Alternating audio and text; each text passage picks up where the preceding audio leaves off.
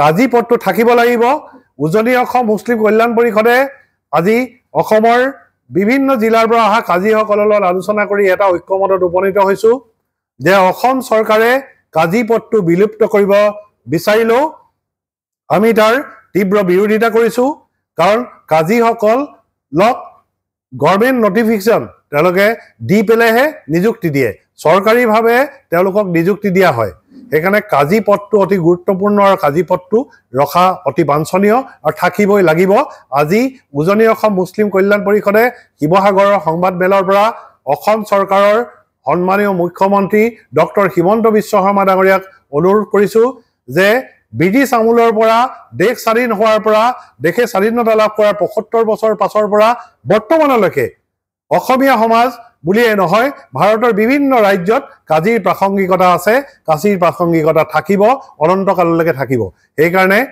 কাজী পদটো বিলুপ্ত কৰাৰ বিৰোধিতা কৰি সদৌ অসম চৰকাৰী কাজী সন্থাৰ তৰফৰ পৰা এটা গোচৰ তৰা হৈছে গুৱাহাটীত এটা গোচৰ তৰা হৈছে যে কাজী পদটো বাহাল ৰাখিব লাগে এইটো জুডিচিয়েলি এইটো ন্যায়িক আদালতত এইটো বিচাৰাধীন হৈ আছে যিহেতু কাজী পদৰ ইছলামিক মেৰিজ ৰেজিষ্টাৰ যিটো পদ এই পদটো বাহাল ৰাখিবৰ কাৰণে এটা গোচৰ পঞ্জীয়ন কৰা হৈছে আৰু গোচৰটো ন্যায়িক জিম্মাত আছে আৰু এইটো গোচৰটো নিৰ্দিষ্ট গতিত ন্যায়িক দিশত গৈ আছে সেইকাৰণে তাত আমি বিশেষ ক'বলৈ নাযাওঁ কিন্তু ইছলামিক শৰীয়ত পথে কাজীৰ মুছলিম মেৰিজ ৰেজিষ্টাৰ কৰাৰ বাদেও কাজীৰ অন্যান্য আনুষংগিক বহু কাম আছে এই কামখিনি আমি ৰাখিব লাগিব ৰাখাৰ কাৰণে আমাৰ ধৰক ঘৰত আমাৰ ককাই ভাইৰ মাজত যিটো কাজিয়া কণ্ডল আমাৰ সম্পত্তিৰ লৈ যিটো কিবা কাজিয়া প্ৰতিপত্তিৰ ডাইভোৰ্চ হৈছে নাই তালাক হৈছে নাই শৰীয়ত পথে তাৰ কাজিয়া নিৰ্দেশনা দিয়ে মছজিদৰ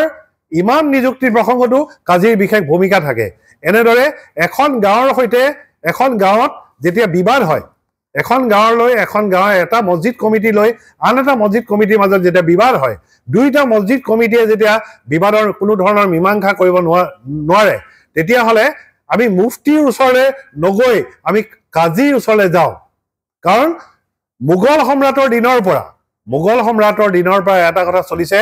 যে মোগল সম্ৰাটৰ দিনত এনেকুৱা এটা কাজীৰ শক্তি আছিলে এনেকুৱা ধৰণৰ কাজীৰ এটা পাৱাৰ আছিলে ক্ষমতা আছিলে যে মোগল সম্ৰাটৰ সময়ত মোগল